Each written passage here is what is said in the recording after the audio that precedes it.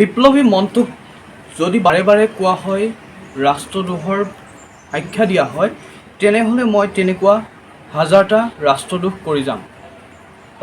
নিশ্চয়কৈ আমি ক'ব বিচাৰিছোঁ আচলতে বৰ্ষাশ্ৰী এগৰাকী যুৱতী, স্নাতকৰ এগৰাকী ছাত্ৰী, নিজৰ কবিতাৰ বাবেই আচলতে বৈপ্লৱিক কবিতাৰ বাবে যি আচলতে তেওঁ কাৰাগাৰ বন্দী হৈ থাকিবলগীয়া হৈছে আৰু তাৰ পাছতেই সমগ্ৰ ৰাজ্যজুৰি তেওঁ চৰ্চালৈ অহা দেখিবলৈ পোৱা গৈছে আৰু ৰাজ্যৰ বিভিন্ন মহলত ইতিমধ্যে এই সন্দৰ্ভত চৰ্চা আৰম্ভ হৈছে আৰু আজি আমাৰ সৈতে এগৰাকী ব্যক্তি আছে, তেওঁ এই সন্দৰ্ভত প্ৰতিক্ৰিয়া ব্যক্ত কৰিব, যিহেতু তেওঁ এগৰাকী কবি, সাহিত্যিক, বিভিন্ন সময়ত বিভিন্ন বিষয়ৰ ওপৰত তেওঁ যিহেতু আলোচনা কৰে, সমালোচনা কৰে, গতিকে এই সন্দৰ্ভত আমি তেওঁৰ পৰা প্ৰতিক্ৰিয়া ল'বলৈ যত্ন কৰিম।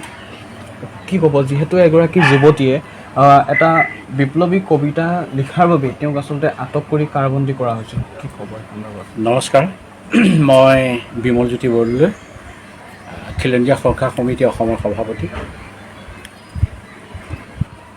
কেইটামান দিনৰ আগতে যিগৰাকী উদীয়মান যুৱতীক এটা কবিতাৰ বাবে কৰায়ত্ব কৰি জেলত থৈছে, সেইটো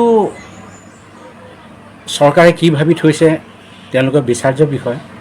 কিন্তু ছোৱালীজনীৰ কবিতাটো মই ইতিমধ্যে পঢ়িলোঁ আৰু এই কবিতাটো পঢ়ি মোৰ এটাই অনুভৱ হৈছে, যিটো অনুভৱৰ মাজেৰে মই যদি প্ৰকাশ কৰিবলৈ যাওঁ তেতিয়াহ'লে এটাই ক'ব লাগিব, সেইটো হৈছে বিমূৰ্ত প্ৰকাশ। আৰু এই বিমূৰ্ত প্ৰকাশত মই এইটোকে কওঁ যে যিফাকি কবিতা কাৰণে আজি চৰকাৰে তেওঁক বন্দী কৰি ৰাখিছে, মই ইয়াত বৰ ডাঙৰ কিবা এটা যুক্তিযুক্ততা আছে বুলি মই নাভাবোঁ। এইটো কাৰণে নাভাবোঁ যিহেতু ভাৰতবৰ্ষ এখন গণতন্ত্ৰ ৰাষ্ট্ৰ। অকল ভাৰতবৰ্ষ গণতন্ত্ৰ ৰাষ্ট্ৰ বুলি ক'লেও ভুল হ'ব। সমগ্ৰ পৃথিৱীৰ ভিতৰত এখনেই ৰাষ্ট্ৰ, যিখন ৰাষ্ট্ৰ আটাইতকৈ সাৰ্বভৌমত্বৰ ক্ষেত্ৰতে হওক, অন্যান্য ক্ষেত্ৰতে হওক এখন বৃহৎ ৰাষ্ট্ৰ আৰু বৃহৎ গণতান্ত্ৰিক দেশ। গতিকে এনে এখন বৃহৎ গণতান্ত্ৰিক দেশত সকলো জনসাধাৰণৰ নিজৰ মতামত প্ৰকাশ কৰা অধিকাৰ থাকে আৰু সেই অধিকাৰক কণ্ঠৰোধ কৰিবলৈ যোৱা মানে সেইটো অশুভ পৰম্পৰা, গতিৰোধ কৰিবলৈ যোৱা মানে সেইটো অশুভ পৰম্পৰা।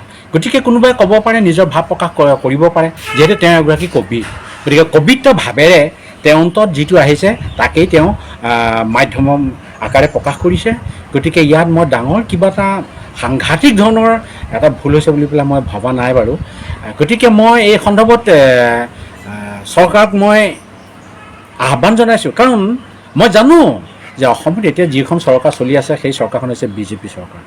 গতিকে বিজেপি চৰকাৰ এজন অতিকৈ শিক্ষিত ব্যক্তিয়ে শাসন কৰি আছে আৰু তেওঁ হৈছে ডক্টৰ হিমন্ত বিশ্ব শৰ্মা।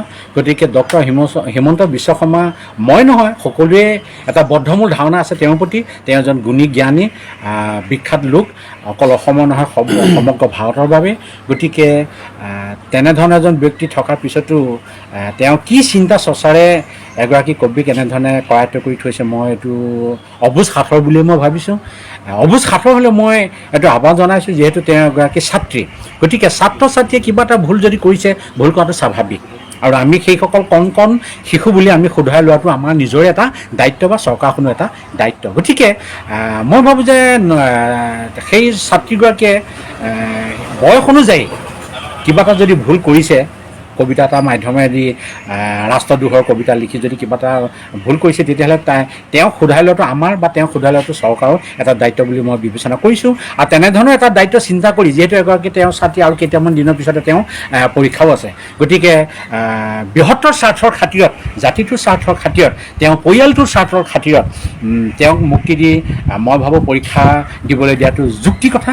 আৰু যদিও বা মুক্তি নিদিয়েও অন্ততঃ পৰীক্ষাটো দিবৰ বাবে যিখিনি তেওঁক প্ৰাথমিক সা সুবিধা দিব লাগে, এই সা সুবিধাখিনি দিয়াটো মই বাঞ্ছনীয় বুলি মই ভাবোঁ। যদিও তেওঁক কাৰাবন্দী কৰি ৰখা আজি কেইবাটাও দিন হ'ল, প্ৰায় 2 মাহ অতিক্ৰম কৰিলে, কিন্তু যোৱাকালিৰ পৰা আচলতে তেওঁ চৰ্চালৈ আহিছে আৰু যোৱাকালি এই সন্দৰ্ভত আৰক্ষীৰ সঞ্চালক প্ৰধান তেওঁক সংবাদ মাধ্যমে প্ৰশ্ন কৰাত তেওঁ এটা মন্তব্য কৰিছিল যে তেওঁ আচলতে আলফালৈ যাবলৈ যোজা চলাইছিল। সেইবাবেহে তেওঁক আচলতে আটক কৰা হৈছিল এনেধৰণৰ মন্তব্য আচলতে তেওঁলোকে গায়েৰা মন্তব্য কৰিব ধৰিছে কি ক'ব এইটো খিলঞ্জীয়া সুৰক্ষা সমিতিৰ সভাপতি হিচাপে মই বিমলজ্যোতি বৰদলৈ যিখিনি অধ্যয়ন কৰিছোঁ তেওঁৰ বিষয়ে বা যিখিনি জানিছোঁ বা কবিতাটো পঢ়ি যিটো মোৰ বদ্ধমূল ধাৰণা আহিছে তাৰ প্ৰতি গতিকে এই ক্ষেত্ৰত মই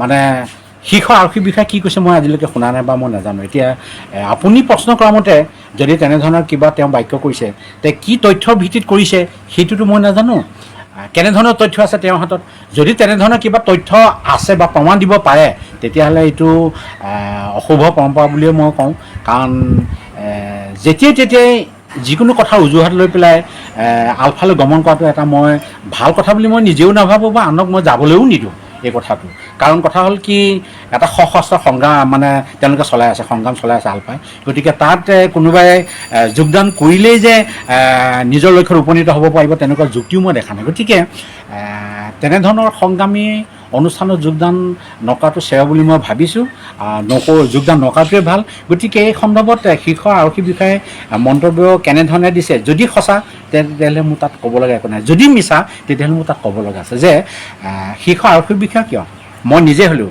আপোনালোকে হ'লেও বা অন্যান্য বুদ্ধিজীৱী হ'লেও বা নেতাসকলে হ'লেও যিটো অবাস্তৱ যিটো সত্য নহয় বা মিছাৰ ওপৰত প্ৰতিষ্ঠিত তেনেধৰণৰ বাক্যবিলাক নোকোৱাটো শ্ৰেয় হয় নিশ্চয়কৈ আচলতে সেয়া আছিল কবি সাহিত্যিক বিমলজ্যোতি বৰদলৈৰ প্ৰতিক্ৰিয়া আৰু তেওঁ ইতিমধ্যে উল্লেখ কৰিছে যিহেতু তেওঁ ছাত্ৰীগৰাকীৰ মাজত মাত্ৰ কেইটামান দিন পাছতেই পৰীক্ষা আছে গতিকে সেই পৰীক্ষা আৰু বিভিন্ন পৰিঘটনাৰ প্ৰতি লক্ষ্য ৰাখি বিভিন্ন পৰিস্থিতিৰ প্ৰতি লক্ষ্য ৰাখি সেই যুৱতীগৰাকীক কাৰাবন্দীৰ পৰা মুকলি কৰি দিয়াৰ তেওঁ আহ্বান জনাইছে গতিকে পৰৱৰ্তী সময়ত হ'ব এক লক্ষণীয় বিষয় যে